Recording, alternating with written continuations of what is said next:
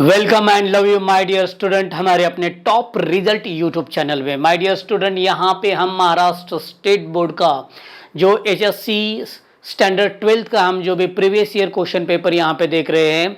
हमने पहले question number 1 में के जो सब क्वेश्चंस थे ए बी सी डी ये हमने पूरा सॉल्व किया है। उसके बाद हमने क्वेश्चन नंबर 2 जो जोग्राफिकल रीजन्स है वो भी हमने सॉल्व किया है। और आज हम जिसके बारे में डिस्कस करने जा रहे हैं वो है हमारा क्वेश्चन नंबर 3।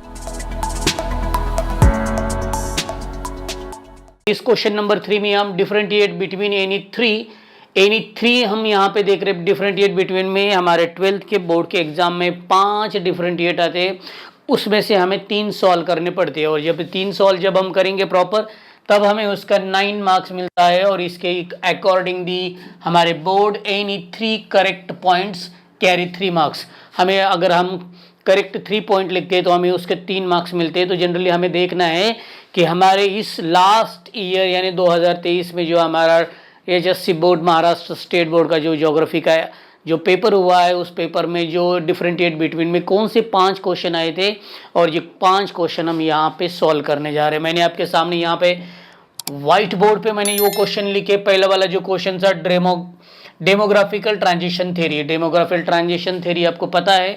और ये डेमोग्राफिकल ट्रांजिशन थ्योरी में 5 स्टेज होते हैं, स्टेज 1, 2, 3, 4 और 5। और यहाँ पे पूछा गया था कि स्टेज 1 और स्टेज 5 के बारे में यहाँ पे पूछा गया। तो स्टेज 1 और स्टेज 5 में जो डिफरेंशिएट बिटवीन है ये हमें यहाँ पे देखना है। तो ये जस्ट सब स्टार्ट करते हैं। पहला वाला ये वेरी स्टेबल जो है ना, फर्स्ट 1 जो होती है वो डेमोग्राफिकल ट्रांजिशन थ्योरी में बहुत ही स्टेबल होती है। स्टेबल का मतलब होता है यहाँ पे birth rates and death rate जो है दोनों ही बहुत ही हाई होती है, यानी मरने वाले की भी तादाद बहुत ज़्यादा होती है और जन्म लेने वाले की भी तादाद बहुत ज़्यादा होती है। और इसीलिए ये वेरी स्टेबल होता है। कोई हमें उतना जनसंख्या में या हमारे इसमें उतना ज़्यादा पॉपुलेशन में चेंजेस दिखाई नहीं देते हैं। इसके बाद जो है यहाँ पे ये जो है 5 स्टेज में निगेटिव ग्रोथ होती है। निगेटिव ग्रोथ का मतलब होता है यहाँ पे अगर आपको मरने वाले की तादाद जो है वो आपको कम दिखाई देती है और इसके बाद जो बर्थ रेट है वो आपको बहुत ही कम दिखाई देता है। दोनों ही चीज़ यहाँ पे इसलिए निगेटिव ग्रोथ है, यानी पॉपुलेशन आपके बहुत कम होती जाती है। Rate of birth rates and death rate similar, यहाँ पे यानी जन्म भी नहीं लेते हैं लोग ज़्यादा और उसके बाद जो ओल्ड पीपल है वो ज़्यादा मरते भी नहीं है, यानी उनकी मृत्यु भी होती नहीं। और इसीलिए यहाँ पे वो सेम रहता है। थर्ड वाला पॉइंट देखेंगे हमें, और हमें इसमें से कौन से भी 3 पॉइंट्स अगर आप प्रॉपर करते हो तो हमें इसमें से 3 में से 3 मार्क्स मिलेंगे। ये हमारा डिफरेंशिएट बिटवीन का एक कैरेक्टरिस्टिक्स है। यहाँ पे देखो थर्ड वाला पॉइंट आपने क्या लिया है, इकोनॉमिकली अनडेवलप्ड जो होता है स्टेज 1 होती है तो वो इकोनॉमिकली फाइनेंशियली जो क्या होता है अनडेवलप होता है। लेकिन यहाँ पे स्टेज 5 में economically situation developed, economically situation बहुत ही डेवलप होती है क्योंकि यहाँ पे बहुत सारा जो है ना डेवलपमेंट होता है। और इसलिए ये 5 स्टेज का हमें जो है ना कैरेक्टरिस्टिक दिखाई देता है। और फर्स्ट स्टेज में जितने भी पॉपुलेशंस होती है उसमें हमें प्राइमरी इकोनॉमिकल एक्टिविटीज़ यहाँ पे दिखाई देती है। तो प्राइमरी इकोनॉमिक एक्टिविटी हमें सबसे ज़्यादा दिखाई देती है, लेकिन इसमें स्टेज 5 हमें secondary and tertiary economic activity सबसे ज़्यादा दिखाई देती है क्योंकि ये जो है इस सिचुएशन स्टेज 5 में की जो कंट्रीज होती है वो डेवलप कंट्री कहा जाता है। इसके बाद large size of families. Size 1 में जो स्टेज 1 जो है स्टेज 1 में जिसे हम कहेंगे स्टेज 1 में large size of families, family की साइज हमें बहुत ज़्यादा दिखाई देती है। और यहाँ पे स्मॉल साइज वाली फैमिलीज हमें दिखाई देती है स्टेज 5 में। यहाँ पे देखो 6 वाला पॉइंट है लैक ऑफ हेल्थ फैसिलिटीज़। यहाँ पे कोई हेल्थ की उतनी फैसिलिटीज़ नहीं होती है, लेकिन यहाँ पे डेवलप्ड हेल्थ फैसिलिटीज़ बहुत सारी डेवलप होती है हेल्थ की फैसिलिटीज़। ये हमारा स्टेज नंबर 5 का कैरेक्टरिस्टिक्स। और यहाँ पे अगर अकॉर्डिंग द बोर्ड यहाँ पे दिया है कि no country in this stage, और यहाँ पे स्वीडन और फिनलैंड जैसी कंट्रीज जो है ये 5th डेमोग्राफिकल ट्रांजिशन में है। लेकिन no country in this stage के बजाय मुझे लगता है अगर अफ्रीकन कंट्रीज जो है कुछ अफ्रीकन कंट्री इसमें इंक्लूड करोगे तो ये स्टेज 1 की सिचुएशन हमारी जो इस कंट्री की दिखाई देती है पॉपुलेशन डेमोग्राफिकल ट्रांजिशन में। जो है हमारा जो भी इंडिपेंडेंस के पहले इंडिया की सिचुएशन थी वो स्टेज 1 जैसी ही थी। बर्थ रेट हाई था, डेथ रेट हाई था, दोनों ही। और इसीलिए यहाँ पे हमारी जो भी कंडीशन जो प्रॉपर ये सब दिखाई देती है। तो जनरली ये हमें इस तरह से प्रॉपर हमें हम इसके बारे में डिस्कस एक्सप्रेस कर सकते हैं। सेकंड वाला जो है हमारे यहाँ पे जो कि डिफरेंशिएट बिटवीन में हमें जिसके बारे में अभी डिस्कस करना है या जिसके बारे में हमें दोनों में जो अंतर है वो समझाना है, वो है एक्सपांसिव पिरामिड और कंस्ट्रक्टिव पिरामिड। एक्सपांसिव पिरामिड और कंस्ट्रक्टिव पिरामिड जो है था, इसमें पॉपुलेशन का पार्ट 1 और पार्ट 2 जो हमारा जो यूनिट है उसमें का ये जो पिरामिड के बारे में यहाँ पे बताना है हमें। यहाँ पे एक्सपांसिव पिरामिड में क्या होता है, ब्रॉड बॉटम होता है। बॉटम जो होता है पिरामिड का जनरली ये जो स्ट्रक्चर होता है ब्रॉड बॉटम, ये बॉटम और ये एपेक्स होता है, ये बॉटम और एपेक्स, इसमें क्या होता है ब्रॉड बॉटम होता है। और यहाँ पे इसमें कंस्ट्रक्टिव पिरामिड में होता है नैरोइंग बॉटम होता है। बॉटम यहाँ पे जो है ना इसके जैसा ही ब्रॉड नहीं होता है, उससे कम होता है, यानी नैरो होता है। ये पहला वाला इनका जो हमें डिफरेंट कर सकते हैं इसमें नैरोइंग एपेक्स, यहाँ पे एपेक्स है ना ऑब्वियसली ये जो है ना ये नैरोइंग होता है, और यहाँ के एक्सटेंडेड, लेकिन यहाँ पे आपको जो है ना एक्सटेंडेड दिखाई देता है। फॉर एग्जांपल इस तरह से ये कंडीशन हमें दिखाई देती है। देन उसके बाद है mortality rate increased with age. Mortality rate जो है यहाँ पे इसमें हमें जब क्या होता है इंक्रीज दिखाई देता है जो एक्सपेंसिव पिरामिड में, लेकिन यहाँ पे the number of Elder is high but young people is low. इसमें कंस्ट्रक्टिव पिरामिड में क्या होता है, the number of Elder people जो होते हैं बहुत ज़्यादा हाई होते हैं, लेकिन यंग पीपल जो होते हैं यंग पीपल बहुत ही कम दिखाई देते हैं। ये इसका जो है इम्पोर्टेंस हमें दिखाई देता है। इसके बाद जो एक्सपेंसिव पिरामिड में high birth and death rate दोनों ही हमें बहुत ही हाई दिखाई देता है। एक्सपेंसिव पिरामिड में हाई डेथ रेट और बर्थ रेट दोनों ही हाई होने के कारण जो है ना ये कंडीशन वहाँ पे वेरी स्टेबल कंडीशन हमें दिखाई देती है। लेकिन कंस्ट्रक्टिव पिरामिड में हमें birth rates and death rate क्या होता है, दोनों ही लो दिखाई देता है, दोनों ही कंस्ट्रक्टिव में लो दिखाई देता है। और ऐसा कौन से कंट्रीज में होता है, ये ऐसे जो होता है वो डेवलप कंट्री में ये कंडीशन हमें प्रॉपर दिखाई देती है। तो ये हम इससे 4 पॉइंट से हमारे जो है हम इसको एक्सप्रेस कर सकते हैं, हम इसको अच्छी तरह से समझ सकते हैं। थर्ड वाला जो है डिफरेंशिएट बिटवीन में जो थर्ड पॉइंट है हमारा, जो थर्ड पॉइंट भी इससे इंपॉर्टेंट है, nucleated and dispersed settlement. Nuclear और डिस्पर्स सेटलमेंट जो है ये दो सेटलमेंट के बारे में देखना है, कहाँ पे कौन से सेटलमेंट किस तरह से पाई जाती है।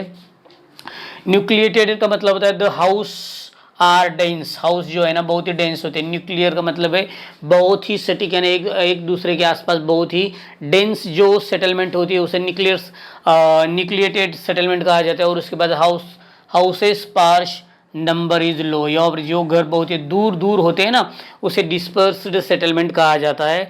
इसके बाद यहाँ पे उसको ही एक्सप्रेस किया है क्लोज टू ईच अदर। ये बहुत ही न्यूक्लिएटेड जो है हाउसेस होती है सेटलमेंट होती है ये बहुत ही क्लोज होते हैं एक दूसरे से।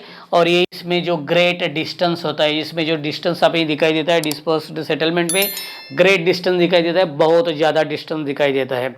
नंबर 3 वाला जो पॉइंट है वो फेवरेबल क्लाइमेट बहुत बार फेवरेबल होने के कारण लोग जो है ना बहुत ज़्यादा रहते हैं, और फेवरेबल क्लाइमेट के कारण यहाँ पे जो लोग हैं सालों साल एक ही जगह पे रहते हैं, और इसीलिए आपको क्या दिखाई देता है न्यूक्लिएटेड यानी बहुत सारे क्लोज टू ईच अदर आपको होम्स दिखाई देते हैं। तो क्लाइमेट यहाँ का बहुत भी फेवरेबल है। उसके बाद डेवलपमेंट ऑफ एग्रीकल्चर, यहाँ पे एग्रीकल्चर डेवलपमेंट होती है। ट्रेड एंड कम्युनिकेशन और इंडस्ट्री की भी डेवलपमेंट हमें न्यूक्लिएटेड सेटलमेंट में दिखाई देती है। लेकिन इसके बारे में और जो डिस्पर्शन सेटलमेंट में क्या होता है, एग्रीकल्चर वाटर एंड लंबरिंग, यहाँ पे 2-3 जो भी है यहाँ पे इंडस्ट्री का उतना सारा डेवलपमेंट नहीं होता है, लेकिन हमें एग्रीकल्चर वाटर और लंबरिंग का डेवलपमेंट दिखाई देता है।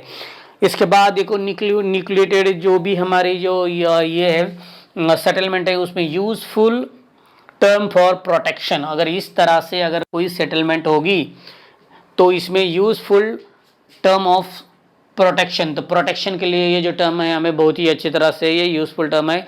Not useful terms for protection, और ये जो है डिस्पर्स सेटलमेंट में not use for the term of protection, तो प्रोटेक्शन के लिए इस तरह से, क्योंकि कहीं कहीं पे एक ही घर है, जैसे माउंटेन वाला एरिया हो गया या कोई जिसे समझो अब डेजर्ट वाला एरिया हो गया जहाँ पे सबसे ज़्यादा पॉपुलेशन या सबसे ज़्यादा सेटलमेंट दिखाई नहीं देती है, तो वहाँ पे not use for terms of protection, तो प्रोटेक्शन के भी मद्देनज़र हम देखेंगे तो ये भी हमारे लिए प्रॉपर नहीं है, ये हमें समझ में आता है। इस तरह से हमने अभी 3 जो है हमारा डिफरेंशिएट बिटवीन समझ लिया है। 4th वाला जो डिफरेंशिएट बिटवीन है ये जो है यहाँ पे, तो ये समझ लो यहाँ पे है प्लांटेशन एग्रीकल्चर और एक्सपेंसिव एग्रीकल्चर। ओके, ये प्लांटेशन एग्रीकल्चर और एक्सपेंसिव एग्रीकल्चर, ये भी हम समझ लें कि क्या है प्लांटेशन एग्रीकल्चर, और उसके बाद जो है एक्सपेंसिव एग्रीकल्चर।